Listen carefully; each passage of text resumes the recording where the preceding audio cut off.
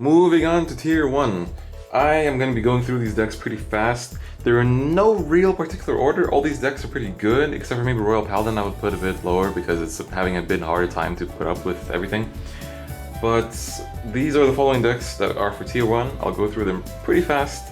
I'll say all the key cards that they have, and I'll try to mention the counters or I don't really know the strategies of all the decks, but I do know which cards to counter. Anyway, starting off with Aqua Force, we have the main cards that you really want to target for Aqua Force. Thing is, their playstyle really relies on rear guards, so you already know what to target in order to make them cry. And their starter, Marios, is pretty good. So if you can snipe the back row, kill that starter. Then, of course, Twin Strike Brave Shooter and Mercenary Brave Shooter. They're both good, although they won't be as played nowadays because Blue Storms have their own 12k and 10k attackers for grade 1, well, for grade 2 and grade 1 respectively. But you might still see them, so they are good targets because, I mean, 12ks are always good targets because they're good attackers on their own.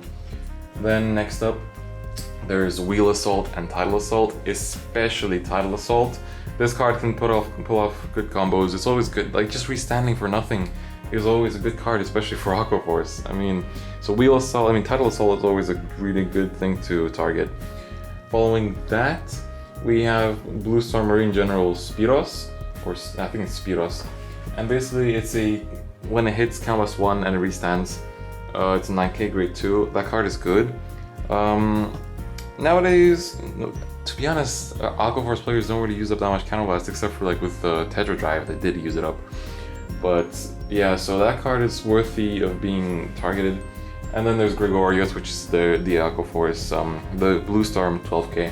So he's also worth targeting.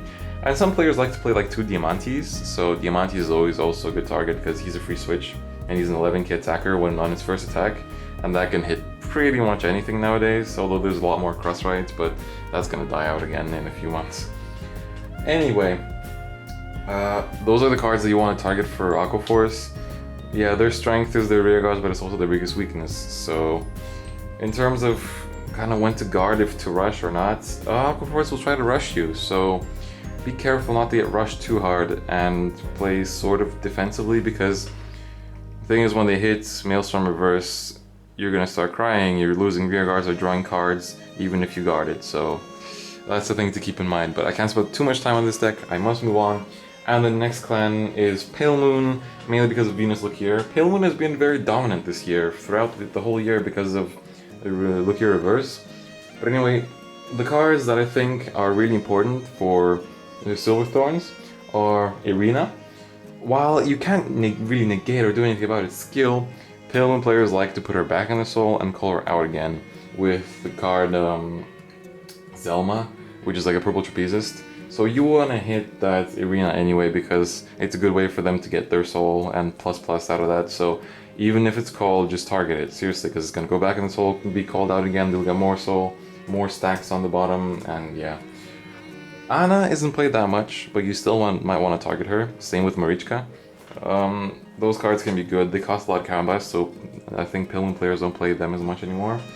And then finally, the card that's really dominant nowadays is Upright Lion.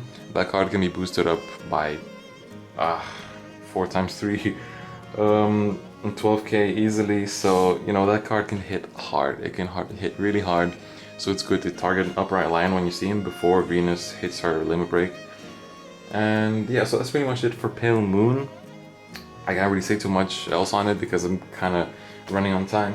Next up we have Genesis, which has been pretty dominant ever since BD14 has been released, and it's still pretty good even after BD15.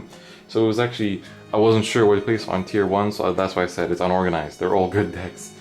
And Genesis has very strong cards like Ordain Owl, which can put back Genesis, which can put back, I think, Regalia units from the drop zone into the bottom of the deck, and then your Minerva gets +5k. It could be a rearguard Minerva that gets it, or your Vanguard. So that card can pump Minervas. Be careful, it can hurt.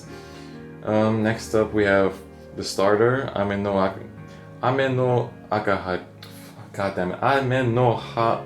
Hoakari, there we go. These cards are hard to pronounce for Genesis. But anyway, this is the starter that you really want to snipe as early as possible before they go into grade 3. Because that's what honestly gives them a lot of soul. Because I've noticed when I play against, when I've seen people play Minerva and they're playing against Kagero or something, or Narukami, and that starter gets sniped, they struggle. They really struggle because it's a lot harder to get soul, you know, without that card. And so it's important to target that card. So it's target the starter if you can. And if they're playing a different starter, then don't bother too much, I guess. Next up, we have Goddess of Trees Jupiter. It's 12k. You kind of want to hit that because it's good for their deck. And then, finally, just rush Genesis. Rush, because they like to break right. They like to go Angelica and then Minerva, because Angelica does the thing that she needs to. She lets you Soul Blast. You have cards that when Soul Blasted give you more soul, you draw, you know. They really want to break right into Angelica. If you rush them to 4 damage when they're at turn 3, they're going to have a dilemma between Angelica and Minerva, and probably they're going to arrive Minerva and hope to soul charge into Angelica. But it still doesn't give that plus that they get from Angelica. So rushing Minerva players is a good idea. Next up, we have Nova Grappler, and again, some people complain to me that I placed Ethics and Blouse on the same list, and it's not really the same because Blouse are more superior in my opinion. How to counter Blouse? Mars Blackcougar is a target you want to hit. He's one of their main attackers that can withstand.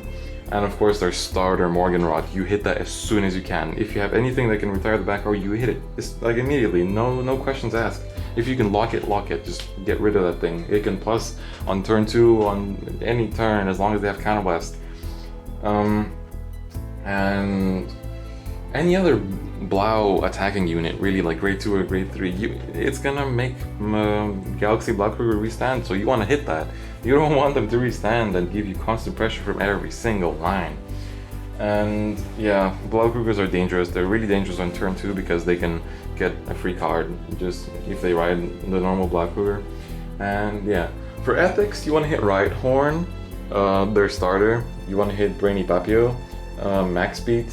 And in general, when you're playing against them, you want to stay at low damage, because when they go ethics plus the reverse and the limit break, if you're at like 4 damage, if you don't have enough hand cards, you're screwed. Even if you have like 7 or 8, you might still be screwed, because that's a lot of attacks, and you need like defensive triggers and stuff. So try to stay at 3 damage to make them break right while you're at 3 damage, because that way it's less risky. Because if you're 4 damage or above, it's gonna get scary. Like, that deck is still scary. Even after BD15, that deck is scary. And you can't do anything about it. It's just really good. And it's gonna be hard for it to die out. Next up, we have Narukami. Cards that you can target, there's not that many. You have Zuitan that you can target. A Spark Rain Dragon, they're 12k. They have Cho that they're gonna rely on, but you can't really do too much about his skill, other than kill their other rear guards, which is kind of like a counter example, I guess. And yeah, with Narukami it's pretty hard because you either kind of try to be smart with what you call, or because they might nuke it, but even if you overcompensate and they have a Tempest Bolt Dragon, they're going to destroy you anyway. So yeah, just try to play carefully against them when you're calling your rear guards, because they can get sniped. Kind of think about where you're going to call just in case. And yeah, next up we have Gold Paladin, mainly with Monarch Sanctuary Alfred. The cards to target are Eskrad and Bruno. Those cards are really what you should be targeting. And also Ballin, the card is basically like Doran for Shadow Paladin. So you do want to hit that. And also Barkle. Barkle is a pretty good card, Barkle Liberator. So if they're definitely playing Blaster Blade Liberator if they're playing Monarch Sanctuary Alfred. So do be careful. Targeting their field isn't the best idea because they can regenerate it really easily. So it's good to rush them and just kind of play a bit defensively, because they do hit big ass numbers, even if it was Zenith or with Liberator Alfred. Zenith. Moving on, we have finally Royal Paladin, which is Jewel Knights. So they have 2 starters that they love, Tiffany and Heloise. Both of them are good targets because both of them have very good skills. Heloise is a 8k booster, and Tiffany pumps up the field pretty well. And so it's good to target them if you can. Then you have Security Jewel Knight Alwayne, which is just like Ordain Owl for Genesis. It can put back Ashleys to the deck and pump up Ashleys by +5. And then you have Ooh, banning Jewel Knight Miranda, which is a good attacker. You want to hit that just because she's a good attacker. And linking Jewel Knight Tilda. Hit her before they ride another grade 3 because they'll get a free superior call. And the thing is with Jewel Knight, so it's hard to really say target rear guards because they can recall them really easily with actually reverse. Just combat 1, call a card. I mean, if you can hit like 3 rear guards at like every turn, then that's cool. But I think it's better to just target the Vanguard on when you're playing against Jewel Knights because I think they struggle more on the defensive side because they always play a lot of crits. They always try to be as aggressive as possible. So if you turn that aggro back at them, it's gonna hurt them a lot more. Anyway, that was tier 1, really quickly summarized. I probably left out something, so please comment, add whatever I forgot, add your opinions, because this is all for discussion. So tell me what you guys think, and I'll see you guys at tier 2. Goodbye.